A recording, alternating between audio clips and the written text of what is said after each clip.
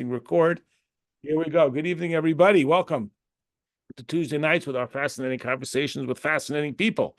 And we have two very fascinating people right here on your screen, Mr. and Mrs. Kieffer. So first of all, thank you very much for joining us. We really appreciate it. You're welcome. And give us a little background as to your story, where you're from, how you wound up living in Eretz Yisrael. Maybe just introduce yourselves to us, and then we want to talk about this very wonderful initiative that you have begun. Sure. I'm Sam. This is Malka. Malka grew up in Chicago. I grew up on Long Island in New York. Hey, me too.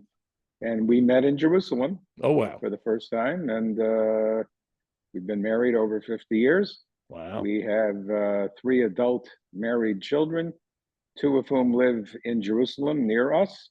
The other one lives in Boca Raton, where we happen to be visiting right now. The other promised land, Florida. The other promised land, yes. And Boca in particular. So here we are. We made Aliyah 11 years ago, and we've been living in Jerusalem ever since. Okay. So you're living in Eretz Yisrael, like, Yep. everybody making their lives, going along. And of course, the sad, tragic events of October 7th befall us. So can you, if you wouldn't mind, to walk us through just your experience of that day? Sure. How did sure. how did you get that information? Where were you? What was it like? Had you ever, you said you made Aliyah 11 years ago, had you ever lived through any of these terrorist attacks or sirens and so on? Give us a little sense of what it's like for Americans to be going through this, who now live in Eretz Yisrael. Well, nothing prepares you to hear an air raid siren, even if you've heard them on TV or movies. But when they went off that morning of October 7th, remember that in Israel, the end of Yantav of Sukkot is one day. Shmini Atzeret and Simchat Torah are combined. So we got up, ready to go to shul, and it was the first siren went off around 6:30 in the morning our time. And because it's rare to have a siren in Jerusalem, they seem to be more pronounced in the Gaza area as well as up north near South Lebanon. Jerusalem doesn't get sirens that often. So when it went off, your first reaction is it was a mistake, it was a fluke, something went wrong with the system. And then quickly 2 or 3 others went off. So we knew this was for real. And every Jew in Israel is supposed to go into a safe room or a bomb shelter if you don't have one. And we do in our apartment. So we went into that room and waited. And the rest of the day went by pretty loud, a few more sirens. And that's how we got through that first day. So, we didn't know what was happening, the details, of course, until after Yantav was over. within the first hour or so, there were about 7 sirens. And then we also heard very loud booms. Our background is looking a little strange, so I'm going to try to hold it. We heard very loud booms overhead. And so we know that means that's the Iron Dome that is intercepting the rockets. And the louder they are, that means it's the closer to you. And they were very loud overhead. And that's when we realized this is war. This is not a terrorist attack. We did live through one other, it was never declared a war, more like an operation. And that was in 2014, our first summer living in Israel, called Tzuk Eitan, Protective Edge. But that war was over in 33 days. Of course, when it's day 1, you don't know when it's going to end. But so there were about 7 within an hour. And we were in and out of the safe room, the Ma'amad. Within a short period of time, one of our daughters ran over to check on us. They seemed to be worried. They thought we would be like hysterical, which we weren't. And then one of our neighbors came to check on us, and she insisted that we come in another hour or so for lunch, because she had invited all these people for a big Simchas Torah Shmini Atzeret lunch, and they weren't going to be coming, and she had all this food. Our daughter went back home. We did go to our neighbor for lunch. And because your husband is in a particular sensitive area of reserves, he leaves his phone on Shabbat, and his phone is going off. And he went into the other room during lunch, and then he came back and said to his wife, loud enough for us to hear, but not loud enough for his children, his young children to hear, I have to leave. They're calling me up. I have an hour to get going. And we decided at that point we were going to say goodbye, let them have whatever privacy they needed. And we went back to our apartment. We really didn't know anything until Yontif ended, and we turned on the TV, and we knew we were at war. And so we were pretty much in shock. And at that time, the report was that there were 70 dead, and there were maybe 50 infiltrators. Of course, we know that the numbers were much more than that. On Sunday, And also, we didn't know anything about hostages No. during that first day. So on Sunday, we were pretty much glued to the news. They were telling people in Yerushalayim not to leave your apartment or your home because there could be infiltrators in Jerusalem. But we were on the phone and we were WhatsApping and texting we have a very large family there, checking in with everybody, finding out which of our cousins were being called up into reserves and how many of them were already still in the army. Those that were home for Yontif had to go back. And then by late Sunday night, we started getting messages and emails from people in the States. We were up most of the night, and we did not have the energy to answer anybody, even our siblings. We just, because we were in shock, we didn't realize it at the time, but we were in shock. But by Monday, when we were getting calls and emails through the night, I suggested to Sam that we should do one Facebook Live where we would tell everybody what we knew and that we were okay. And we did that on Monday night, and we thought that that was done. And we started getting texts from various family members that they wanted to send us money. And we said, don't send it to us, send it to, and we gave examples of who to send it to, Hatzalah and Zaka and all these incredible organizations. And they said they would send it to them, but they also wanted to send us money. So we really didn't have the energy to argue with them, and we figured it would be a few $100s. But by the end of that week, it was many, many times that amount. So we didn't even have time to think about what would we do with that, because as we're now speaking with friends and relatives, we're finding out that many of the reserve soldiers did not have adequate gear for a lot of reasons. And then within, I'm going to say 2 to 3 days, we figured out how to collect money from the United States and how to spend the money. And so I would say by the end of that week, we had a few $1,000s, and we started purchasing requested gear that officers told us about. We decided early on we had to come up with some protocol of our own. We've never done this before, although Sam is a rabbi, and so he's used to organizing activities in communities. He was a rabbi in Florida here for 25 years. I'm a Jewish educator and used to organizing programs and things like that, but we've never done anything like this. And then I would say by the second week, we were already working with various officers of reserves and even some actual full-time duty soldiers and officers. And we were finding out that because this was unprecedented, plus the call-up was close to 500,000, the Army just did not have these items in a warehouse someplace. In all of Israel's wars, there has not been this extent of a call-up to have so many soldiers at once. It was unheard of. And we're not the only ones doing this. There are many, many people doing what we're doing. But I think that what happened is that you reach out to your communities that you've lived in and your family and your friends and your circles. And we started hearing from people we did not even know. And so then the request was, would we do more Facebook Lives? So from that point through Hanukkah, we did a Facebook Live twice a week. Hanukkah, we took a break, and then we came back. And really since then, we've been doing it twice a week, Sundays and Wednesdays. It's 11 o'clock in the morning, Chicago time, where we talk about what we call our instant projects. And we give examples of projects that we worked on or completed, or what we're fundraising for, which we are right now, currently 3 projects. And today is day 221. 221 days ago was October 7th. And today there were 8, I can't say rockets or sirens because they're in groups of communities, but 8 times during the day that sirens sounded throughout Israel. And the trauma that this causes, and anxiety for adults and children. So then we started hearing about programs of healing and how we could be of help.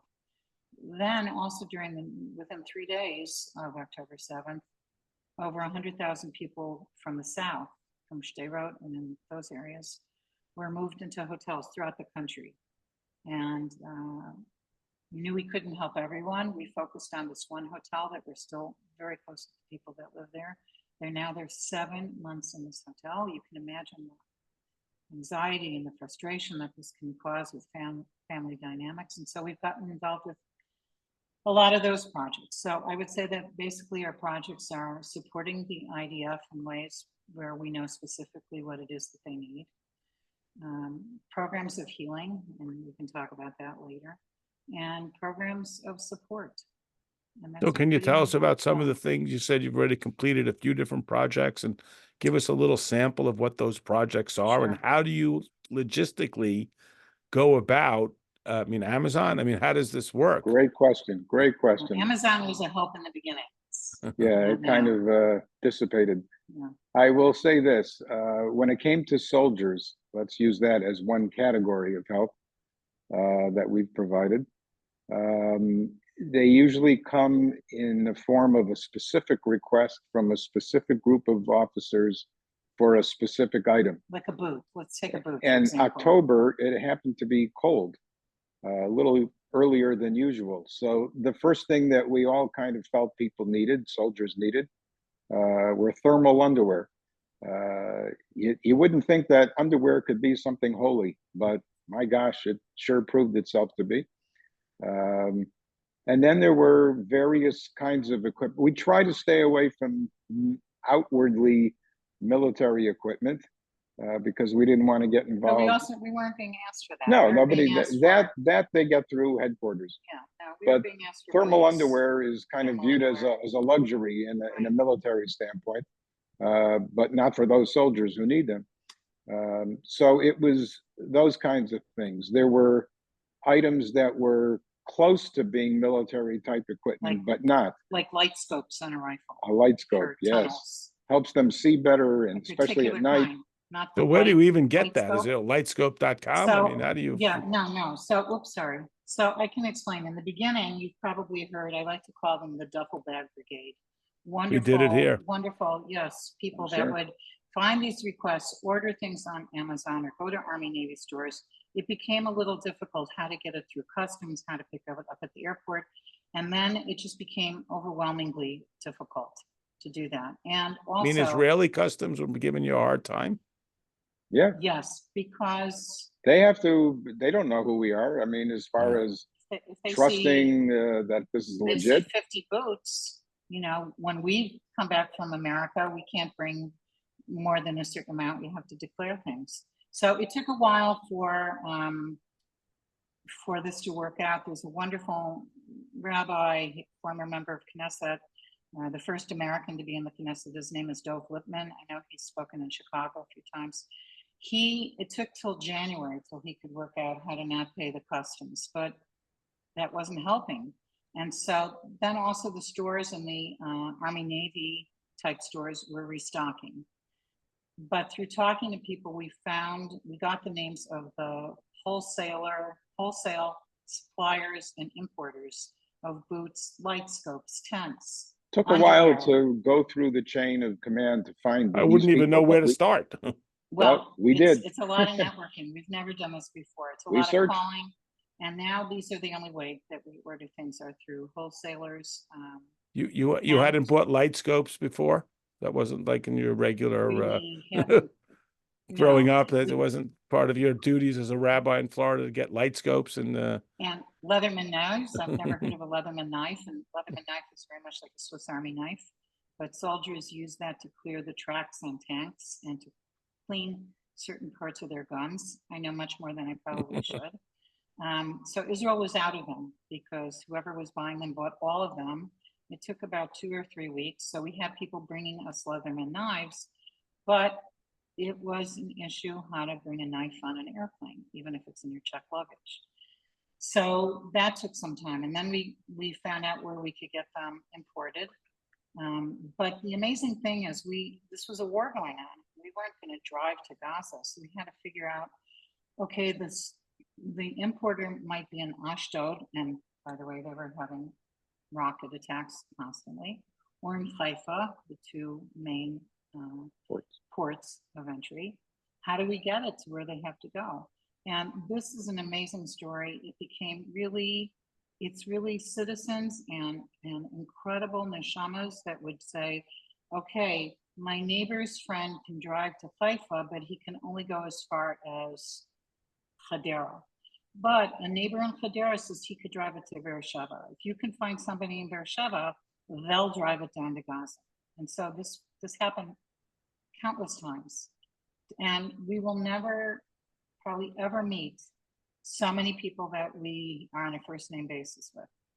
And then we had some other incredible ideas that were not ours, but somebody suggested like a crazy idea to us. For Hanukkah, what if we order sufganiyot, these beautifully delicious donuts for Hanukkah, for an army base that is tucked away down in the south that nobody knows about, and there's 1,000 soldiers there.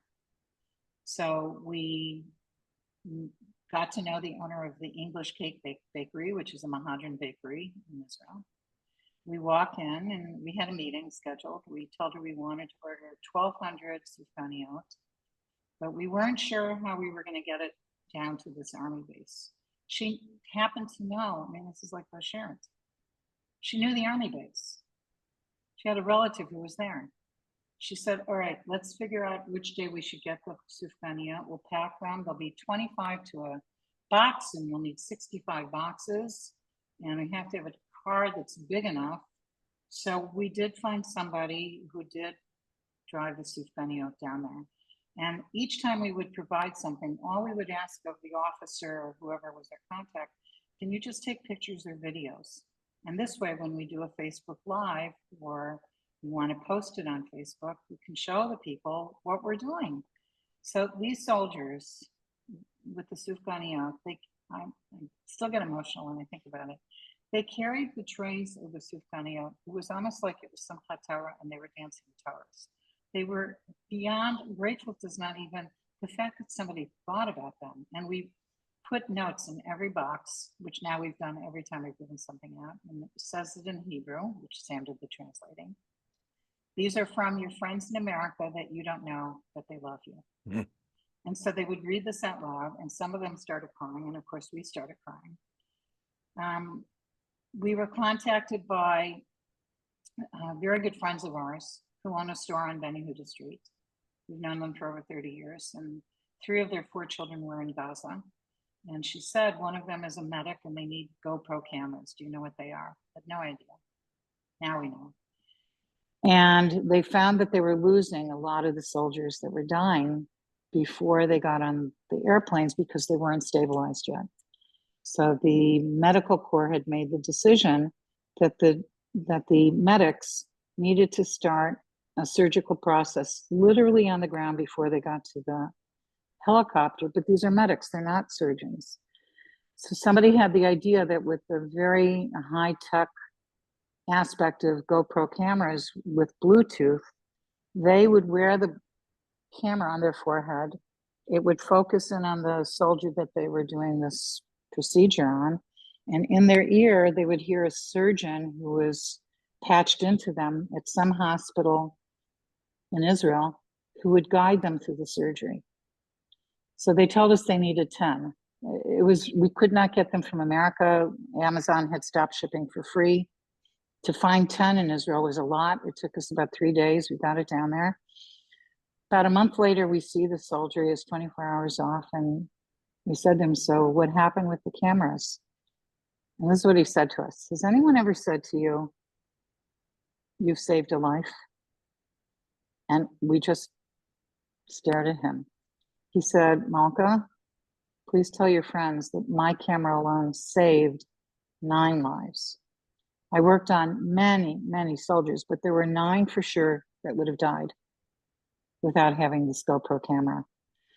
So, you know, that will, I don't think that will ever leave me, that instance. And it'll certainly never leave them. There were much simpler projects that we adopted that had an equal impact. For example, something simple in the first week of the war, when the reservists were called up, and a lot of the people in the hospital, all the hospitals, were called away on reserves, and that left the nurses holding the bag for 2 and 3 shifts in a row without a break.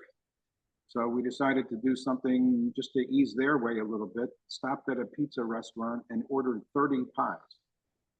That's not something we normally do. And nobody's having birthday parties. And load them in the car and bring them to Shari Tzedek Hospital in Jerusalem. And we had it called in advance so that they would expect it. The head of nursing, whom we happen to know, and delivered them. It was a quick visit, half an hour, 45 minutes, but you could see the difference in their eyes, just of the appreciation of a simple thing like a piece of pizza. And that too became something precious and holy. Wow. We've done a lot of healing projects. Painting as a healing project. Therapeutic horseback riding is something that came up more recently. And that's something we're actually working on now. We could talk about. This is an incredible woman we met. Her name is Ayelet Goldstein. Her parents are from New York, but she was born in Israel. She's always ridden horses, and she's been training people to ride in equestrian championship tournaments throughout the world. But when October 7th happened, she said, I need to do something with therapeutic horseback riding. It turns out one of the projects that we're currently funding is weekly therapeutic horseback riding lessons for 60 orphans from the South, from Kfar Aza. When I say the word orphan, it means that at least one person has died. When it's 2 people, they call them a double orphan. And there are several that are in the category. These are all children below the age of 11 or 12. In several cases, one parent died in front of the child, and the other one is a captive in Gaza. So we can't even begin to understand the pain, the depth. And so we actually went and we wanted to watch and learn about therapeutic horseback riding. She is an angel, a malach on this earth. I can't describe it any other way. And these horses, they're magical. And so now what we're hoping to do is we're trying to raise funds so that she could have a particular kind of ramp. So soldiers that are amputees that are able to now walk, can walk up the ramp and get themselves on a horse. And when we said, well, why do they need that? She said a lot of places use a harness and they lift them, but that takes away their independence. And the whole idea of this is that they should feel control over their bodies. And so that's about a $20,000, $20,000 to $25,000 item. And it has to be specially built for this particular, the different levels, the different heights of horses. We didn't know anything about horses. So things like that. We have gone into Tel HaShomer Shiva Hospital several times, and we've done Purim parties and Pesach parties with amputee soldiers, and meeting them is we walk out feeling like they've made us feel better. And never fails. It's not a sad place. I don't know how to describe this. They feel that they have done things that I don't even have the words for this. It's also the question of the reaction on the part of the soldiers going through it. It's the treatment, it's the whole story that's presented to them and the way they're treated, but it's also something very special inside each and every one of these soldiers. There's one soldier that we've become very close with. His name is Yoav. The soldier name. He said to us, I do have one regret. Can you guess what it is? Our thought would be he's going to say he regrets that he lost his leg. He said, I regret that I lost it the 3rd week of the war. I could have done so much more. Wow. What do you say to that? Nothing. Mi kamcha ki Yisrael. Who was there like the Jewish people? That's Amazing. right. So we've So learned to we've listen a lot. described at this point maybe a dozen projects out of a total of 150 or so, I'm guessing. Amazing. This is not said to brag. This is said to be a small part of a bigger picture that swept the entire country. The spirit of volunteerism Unbelievable. since October 7th has been inspiring, and it's what keeps us going. Amazing. Amazing. Well, thank you so much for sharing this. We really appreciate it. And these stories go on and on. If you want to put in the chat a way that people who are listening may Sure. want to be able to participate. If anyone wants to unmute for a quick moment and ask a question, we don't want to keep the Kieffers too much later. Yasher Koach to you. Yeah. Is there a way that we can Zelle to you while you're in America? Yes. Very sweet of So you. thank you for asking that. Thank The first thing is I'm going to put in my our Venmo information. Okay. And I'll Venmo, send it we're out on able the to- WhatsApp. Okay, thank you so much. Sure. And what we do is we don't really hold on to any money because right now we We're have, not an organization. We're not tax-free. We don't have receipts. It's just the two of us, and every penny that comes in goes out. immediately. Amazing. So we currently have like 2 projects well, actually 4 projects the platform was one of them. And for Zelle, it's just my email. So I can put that in. Yeah, if you would put all that information in, I'll copy it and I'll send it out on the Thank you WhatsApp so with the much. recording. For sure. Thank you. Right. I will say one other thing to anybody who's listening, that to come to Israel is so important now. There are so many volunteer projects that people could work on, but you don't have to come and volunteer. That's the interesting thing. You just need people to come, sit in the restaurants, schmooze with people, ask them where they were on October 7th or how their life has been affected, or walk into a hotel and talk to, there's over 100,000 evacuees from the north and the south. And you will really feel the spirit of Am Yisrael. This is strangers that are really, they become family immediately. One other thing I'd like to add before we conclude, and that is that the thing that has been most inspiring about all this effort is not our work and not even the reaction to the work, but the sense of achdut, of unity, that has swept the entire country since October 7th. It is really inspiring and motivating in a way that one could never expect. Nobody issued an instruction to the population that until this war is over, the following conversation should not take place. Nobody had to. It's as if the entire country understood. There'll be plenty of time to be angry, to criticize, to hold people accountable, but we have to get through this war. We have to survive the war first. And that's the priority. It has been. Okay. And as far as our other projects, you can just friend me on Facebook, Melinda Kieffer, and we do a Facebook Live, Chicago time, 11 o'clock in the morning, every Wednesday and Sunday, where we talk about our ongoing projects. I want to say one other thing. Besides the volunteerism, there is such a renewed interest among the secular Israelis about religious observance. And one of the greatest surprises is the need for tzitzis. Yeah. I don't know if you're aware of this, Rabbi. We've heard about that. Yeah. I'm going to say hundreds of thousands of tzitzis that have been prepared, and they have to be army green shirts, and getting the instructions on how to do this. And we're on various WhatsApp groups. Today, somebody just posted that there's a new branch that they're going to start making tzitzis in a particular part of the country that they haven't before, because it's closer to 3 different army bases. So this is unprecedented in Jewish history. Mi kamcha ki Yisrael. Amazing. That's right. So Amazing. although this is like horrible, the worst thing that has ever happened since the Shoah, it's also showing such love and commitment and loyalty that we have for each other. We cry out from our pain, and Hashem responds in abundance. Well, thank you for what you're doing. Thank you so much for having us. Thank you for Thank you so sharing it with much. us. I will post People in the Chicago WhatsApp are group. Lucky to have Rabbi Epstein teaching them Torah. Yes, thank you so That's much. kind of you. I'll post it in the WhatsApp group so people can reach out and contact you as well as the Okay. recording. Thank you. Thank God bless you. And we should join together to celebrate the end of the war, the end of Gullus. Amen, Hashem should send amen, comfort to the mourners, healing to the wounded, and the return of all the hostages now, amen. immediately. Thank you so Amen. much. Good night, Thank everybody. you.